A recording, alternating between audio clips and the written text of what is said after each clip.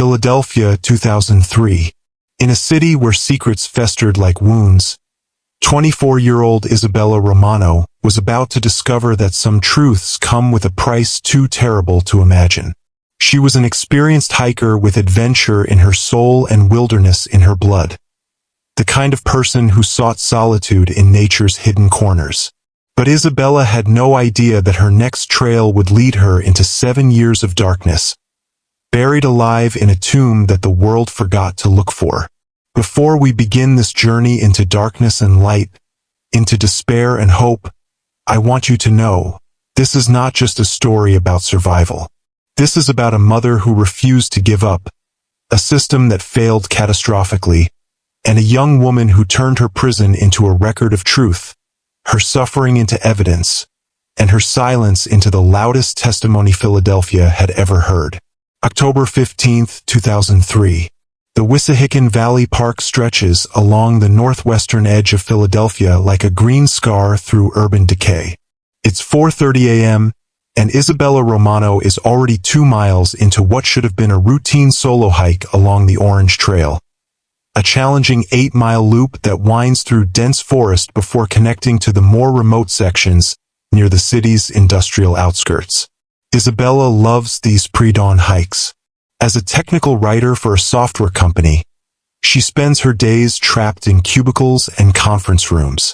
The wilderness is her escape, her sanctuary, the place where she feels most alive.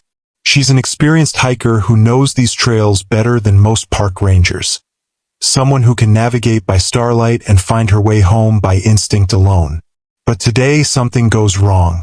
A fallen tree blocks the main trail about 3 miles in, probably brought down by last week's storm.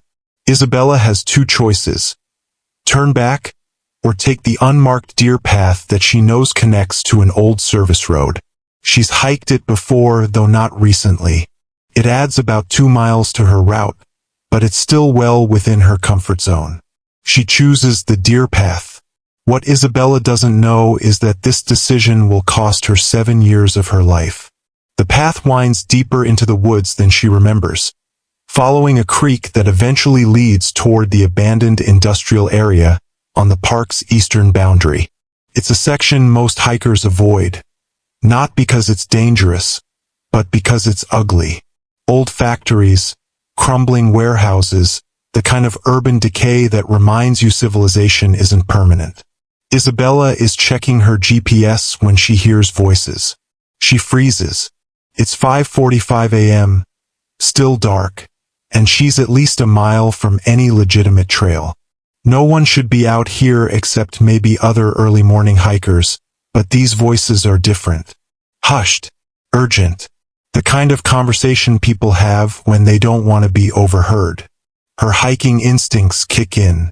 When you encounter unexpected people in remote areas, you stop, listen, and assess. Most of the time, it's nothing. Other hikers, maintenance workers, kids camping where they shouldn't be. But something about these voices makes her stomach clench. She moves quietly toward the sound, using skills developed through years of wildlife photography and backcountry hiking. Through the trees, she can see light. Flashlights moving around what looks like an old loading dock behind a factory that should have been demolished years ago. That's when Isabella sees Vincent Torino's face in the flashlight beam. She doesn't know his name yet, but she recognizes the type. Expensive clothes, gold jewelry, the kind of man who doesn't belong in the wilderness at dawn unless he's doing something he doesn't want witnessed. He's directing 2 other men as they drag something heavy from the back of a black SUV. Not something. Someone. The body is limp, lifeless, wrapped in what looks like a tarp. Isabella's hands shake as she fumbles for her phone, trying to activate the camera without making noise. She's not a journalist, not a detective. She's just a hiker with good instincts and a functioning moral compass.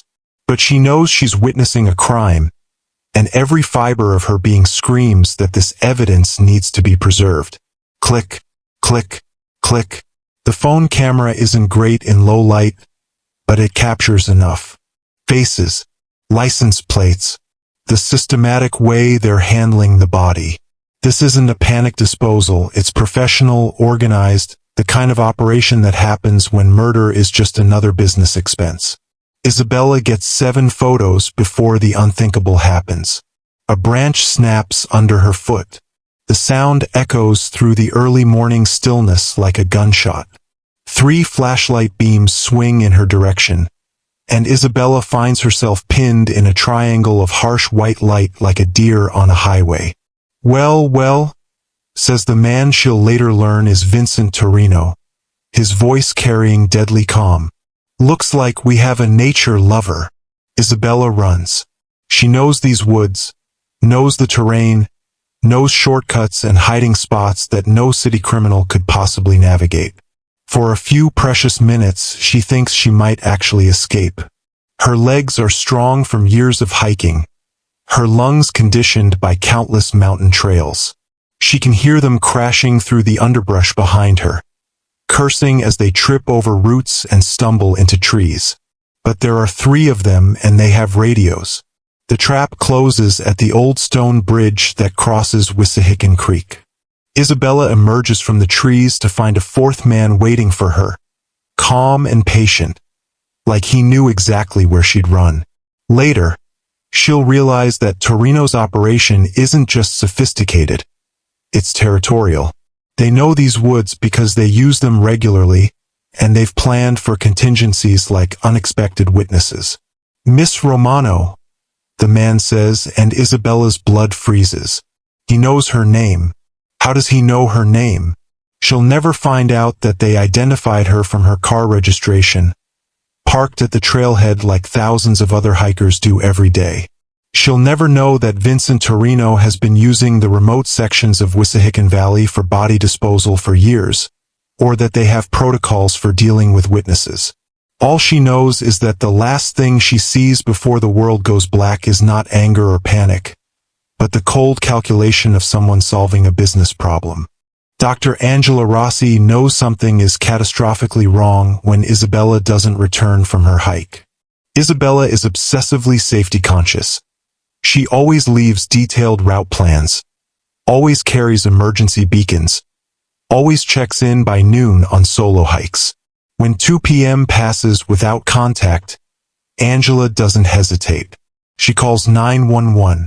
Park Ranger David Chun responds to the initial missing hiker report with practiced efficiency. Isabella's Honda Civic is still in the Orange Trail parking area, but that's not unusual. Hikers sometimes change routes, extend their loops, stop for photography or wildlife observation. Chun begins the standard protocol. Check the main trails, look for signs of injury or distress, contact other hikers who might have seen her. What Chun finds is troubling but inconclusive. The fallen tree that blocked Isabella's original route, footprints leading toward the deer path, then nothing. Her trail disappears into the harder ground near the creek, as if she simply vanished into the forest itself. Detective Michael Castellano takes over when the park search yields no results after 48 hours. He's handled missing hiker cases before. Usually they end with someone walking out embarrassed after getting lost, or tragically with a body found at the bottom of a cliff or ravine. But Isabella's case has unusual elements that make him uncomfortable. Dr. Rossi, he tells Angela during their first meeting, "Your daughter is an experienced hiker, correct? She knows the area well." Isabella has been hiking those trails for years, Angela responds, her academic composure barely containing her maternal panic. She's never been lost, never had an emergency. She carries GPS, emergency beacons, first aid supplies. She plans every hike like a military operation. But she did deviate from her planned route, Castellano notes, looking at the trail map. This deer path leads toward some pretty remote areas. It's possible she encountered difficult terrain, had an accident. Then where is she? Angela's voice rises. Isabella carries a personal locator beacon. If she were injured, if she were trapped, we would have received a signal. Someone would have found her by now. Castellano doesn't mention what he's thinking.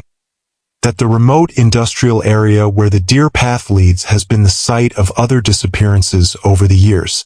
People who went missing and were never found. Cases that went cold because there were no witnesses, no evidence, no leads worth pursuing. After a week of searches involving park rangers, volunteers, and specialized rescue teams, Isabella Romano is officially classified as a missing person, presumed lost in wilderness accident. The case remains open, but resources shift to more recent emergencies. Angela is left with the truth that law enforcement can't acknowledge. Her daughter didn't disappear into the wilderness. Her daughter disappeared because she witnessed something that powerful people couldn't afford to let her survive. Isabella's new world is 20 feet long, 8 feet wide, and buried 8 feet beneath Vincent Torino's abandoned factory. The same factory where she witnessed the crime that cost her everything. Now her tomb, her prison, her home for what will become 7 years of darkness. The converted shipping container is a masterpiece of calculated cruelty. Artificial lighting on a 12-hour timer creates the illusion of day and night. A ventilation system provides just enough air to sustain life but not comfort. Basic plumbing connects to the factory's old septic system. There's a thin mattress, a small toilet, and walls of metal that will become Isabella's canvas, her lifeline, her final testament to the world above. Vincent Torino visits once daily, sliding food through a slot in the container door. Bread, water, sometimes canned goods with labels removed. He rarely speaks, never shows his face for more than a few seconds. To him, Isabella isn't a person. She's a problem that has been successfully contained, a witness who will never testify. But Torino fundamentally misunderstands who Isabella Romano is. She's not just a hiker who happened to witness a crime. She's someone who has spent years developing the mental discipline required for long-distance wilderness travel. She knows how to ration resources, how to maintain psychological stability in isolation, how to navigate by dead reckoning when GPS fails. Most importantly, she knows how to observe, remember, and record details that might mean the difference between life and death. Using a piece of metal pried from the ventilation system, Isabella begins scratching into the container walls. Not random marks of desperation, but systematic documentation. She's creating a detailed record with metal walls as pages and unwavering determination as ink. Every sound from above gets recorded. Every fragment of overheard conversation gets transcribed. Every pattern of activity gets mapped and analyzed. Isabella approaches her captivity like an ultra-long-distance hike. She rations her mental energy, maintains her physical condition, and stays focused on the ultimate goal of survival. She documents everything because that's what hikers do. They pay attention to their environment, they notice changes, they remember landmarks and navigation points. Even in this metal tomb, Isabella's hiking instincts remain intact. While Isabella creates her underground archive, Angela wages a relentless campaign against institutional indifference. She transforms her academic credentials into tools of persistence, using every research skill she's developed to map the bureaucracy that has abandoned her daughter. Angela hires private investigators who specialize in missing persons cases. She creates detailed analysis of other disappearances in the Wissahickon area, identifying patterns that police missed or ignored. She organizes search parties of volunteer hikers who know the terrain as well as Isabella did. But most importantly, Angela refuses to accept the narrative that Isabella simply got lost and died in the wilderness. My daughter has completed the Appalachian Trail twice, she tells anyone who will listen. She's hiked sections of the Continental Divide, the Pacific Crest Trail, wilderness areas where people die if they make mistakes. Isabella doesn't get lost. Isabella doesn't have accidents. Something happened to her, and it wasn't natural causes. The hiking community rallies around Angela's efforts initially. Fellow trail enthusiasts understand that experienced hikers don't simply vanish. that Isabella's level of preparation and skill makes a wilderness accident highly unlikely. They organize their own searches, explore remote areas that official rescue teams couldn't access, maintain pressure on law enforcement to expand the investigation. But as years pass without evidence, even the hiking community begins to lose hope. People start suggesting that maybe Isabella encountered something beyond her experience level, that even experts can be surprised by nature's dangers, that acceptance might be healthier than endless searching. Angela ignores them all. She maintains a website documenting every ignored lead, every bureaucratic failure. She holds annual vigils at the Orange Trail parking area where Isabella's car was found. In her sociology classes, she assigns projects analyzing institutional bias in missing persons cases, turning her grief into academic activism. 7 stories underground, Isabella continues her own form of activism, scratching systematic records into metal walls, building a case that will eventually expose crimes spanning decades. In the timeless prison of her metal tomb, Isabella discovers that survival isn't just about staying alive. It's about maintaining the mental framework that defines who you are. For Isabella, that means staying observant, staying systematic, staying focused on details that might eventually lead to rescue or justice. She divides each day using techniques developed during multi-day wilderness expeditions. Physical exercise to maintain strength, push-ups against container walls, stretching routines adapted for confined spaces, isometric exercises that don't require equipment. Mental challenges to keep her mind sharp, reconstructing detailed maps of every trail she's ever hiked, planning hypothetical expeditions to places she's never been, maintaining detailed calendars and weather observations based on sounds from above. But Isabella's most important work is documentation. The walls of her container become a comprehensive record of Vincent Torino's criminal operations, organized with the systematic approach she once applied to trail planning and wilderness navigation. Using her makeshift stylus, she creates detailed maps of the factory layout based on sounds and vibrations from above. She documents voices, building profiles of Torino's associates based on overheard conversations.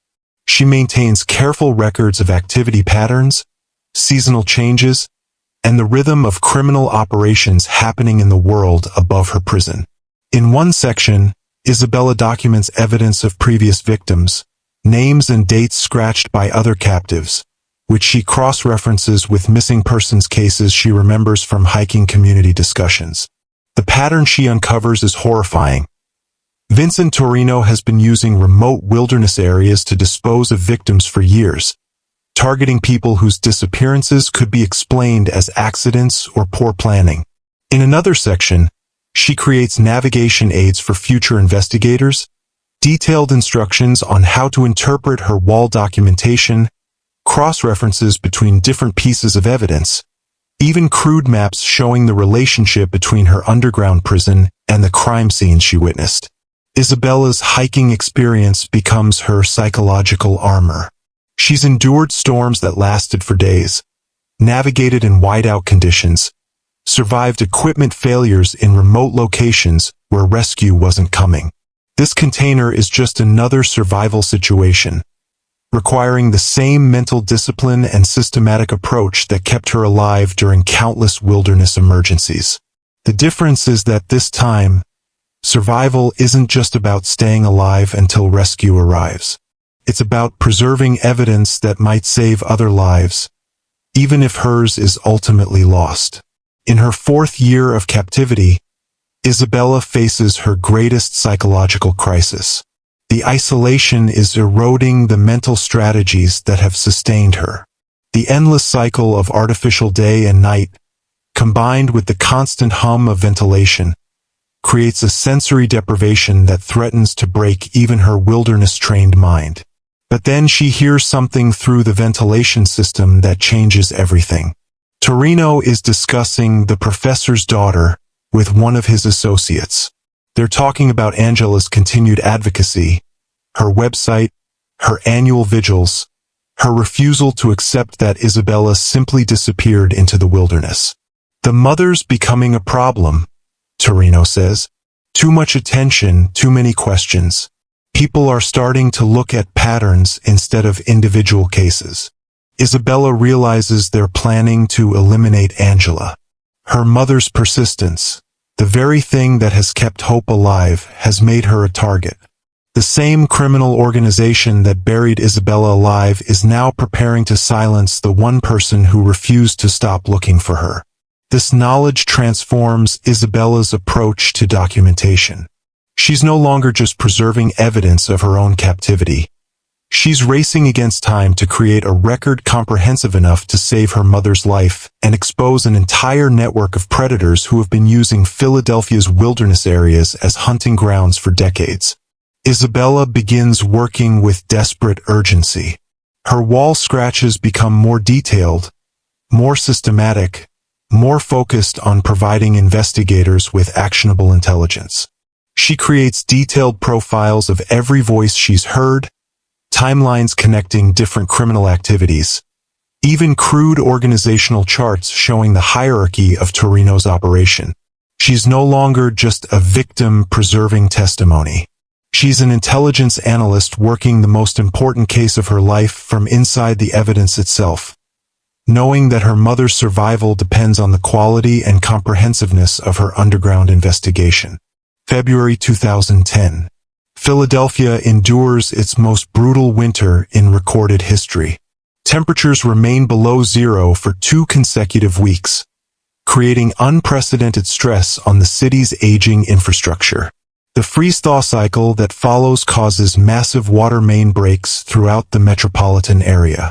City engineer Patricia Wong is part of the emergency response team assessing flood damage in the industrial areas near Wissahickon Valley Park. She's investigating structural damage at Vincent Torino's abandoned factory when she notices something unusual about the basement drainage patterns. Water is disappearing into the ground faster than physics should allow in a building with a concrete foundation. Wong is a detail-oriented professional who has learned to trust her instincts about structural anomalies, and something about this drainage pattern suggests hidden voids beneath the factory floor. She's conducting a more detailed inspection when she hears it, a rhythmic metallic pounding coming from somewhere underground. The sound is too regular to be random pipe settling, too persistent to be coincidental. It follows a pattern: 3 short taps, 3 long taps, 3 short taps. So as 7 stories underground, Isabella has felt moisture seeping into her container as groundwater finds new paths through the flooded basement above. She realizes this might represent her only chance to make contact with the outside world in 7 years. Using her metal stylus against the container wall, she begins tapping out the international distress signal, hoping that if anyone is investigating the flood damage, they might hear her desperate communication. Fire Captain Rebecca Martinez leads the emergency response team that follows the sound through the flooded basement. What they discover defies every assumption about urban missing persons cases. A sophisticated underground prison, professionally constructed, with life support systems that could only have been installed by someone with significant resources and long-term planning. Inside the container, they find Isabella Romano, the missing hiker who vanished 7 years ago, presumed dead in a wilderness accident. She's severely malnourished and pale from years without sunlight, but her first words to Captain Martinez demonstrate that her mind has remained sharp through 7 years of systematic documentation work. "Document everything," she whispers, her voice hoarse from limited use but her hiking instincts intact. "Every wall, every scratch, it's all evidence. 7 years of evidence." The walls of Isabella's container tell a story that revolutionizes law enforcement understanding of missing persons cases in the Philadelphia region. Her scratched records provide evidence connecting Vincent Torino to 14 disappearances spanning more than a decade, cases that were classified as wilderness accidents, equipment failures, or poor hiking decisions. Isabella's documentation reveals that Torino's organization has been systematically targeting outdoor enthusiasts, hikers, campers, hunters, and wilderness photographers who venture into remote areas where disappearances can be easily explained. Her 7 years of systematic observation from underground have uncovered a predation pattern that spans multiple jurisdictions and involves dozens of accomplices. The quality of Isabella's evidence astounds investigators. Despite being created under impossible conditions using improvised tools, her wall archive demonstrates the systematic approach of someone trained to observe and record environmental details. She's documented not just crimes, but the entire ecosystem of corruption that made those crimes possible. Her master index directs investigators to specific sections covering different aspects of Torino's operation. Financial records reconstructed from overheard conversations, details about body disposal sites in remote wilderness areas, profiles of corrupt officials who helped cover up investigations, and timelines connecting seemingly unrelated disappearances across a 20-year period. Most remarkably, Isabella has solved multiple cold cases that police didn't realize were connected. Her cross-referencing of victim information, combined with her detailed knowledge of hiking community missing persons cases, reveals the true scope of Torino's predation network. Detective Castellano, reviewing Isabella's wall documentation, realizes that proper investigation of her original disappearance could have prevented years of additional crimes. The case becomes a watershed moment for reform in how law enforcement handles missing outdoor enthusiasts, particularly those whose disappearances occur in areas where criminal activity might masquerade as wilderness accidents. The reunion between Isabella and Angela is broadcast internationally, but even as mother and daughter embrace after 7 years of separation, Isabella is working. She provides detailed briefings to investigators, guides them through her wall documentation system, and helps prosecutors understand how to use her evidence to dismantle Torino's entire operation. Angela's years of advocacy are vindicated in the most dramatic way possible. Every vigil she organized, every website update she posted, every phone call she made to Detective Castellano, it all contributed to keeping Isabella's case visible enough to eventually trigger the investigation that led to justice. The vindication is bittersweet. Angela's academic reputation, damaged by years of colleagues suggesting she was in denial about her daughter's fate, is fully restored. Her research into institutional bias in missing persons cases becomes the foundation for policy reforms across multiple jurisdictions. Vincent Torino's arrest leads to discoveries at multiple wilderness sites throughout Pennsylvania and New Jersey. Isabella's 7 years of underground documentation solve 43 cold cases involving missing outdoor enthusiasts, revealing a network of predation that targeted people whose disappearances could be explained as accidents or poor judgment. The case transforms how law enforcement approaches missing persons cases involving experienced outdoor enthusiasts. Isabella's survival story becomes required study material for search and rescue teams, demonstrating that even the most unlikely scenarios must be considered when skilled hikers disappear without explanation. Isabella Romano returns to hiking with a story that changes national conversations about wilderness safety and missing persons investigations. Her first book, 7 Years Below, A Hiker's Underground Investigation, becomes an international bestseller and establishes new protocols for missing persons cases involving outdoor enthusiasts. The Missing Voices Foundation, which Isabella establishes upon her release, advocates for thorough investigation of disappearances involving hikers, campers, hunters, and other outdoor enthusiasts whose cases might be prematurely classified as accidents. Her underground documentation techniques become part of survival training programs worldwide. Angela's academic work focuses on institutional bias in law enforcement and the sociology of missing persons cases. Her years of fighting for Isabella become the foundation for research that influences policy changes in how multiple jurisdictions handle disappearances involving skilled outdoor enthusiasts whose cases don't fit typical accident patterns. The shipping container that served as Isabella's prison is preserved as evidence, then eventually donated to the National Search and Rescue Museum.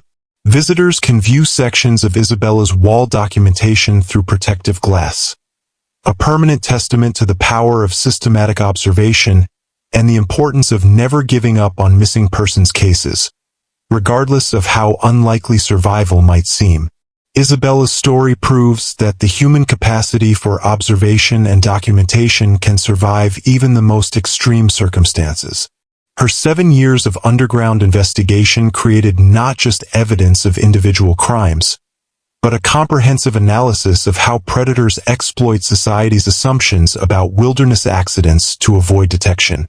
Years later, Isabella would say that her survival wasn't due to physical conditioning or outdoor skills, though both helped. It was due to her refusal to stop being an observer and recorder even when observation seemed pointless and recording seemed impossible. In the darkness of her underground prison, she discovered that truth doesn't need light to grow. It just needs someone determined enough to preserve it, one scratch at a time, until the world is finally ready to listen. Her story became proof that no crime is perfect enough to silence a witness who refuses to stop witnessing, and no disappearance is final when someone refuses to stop documenting the truth.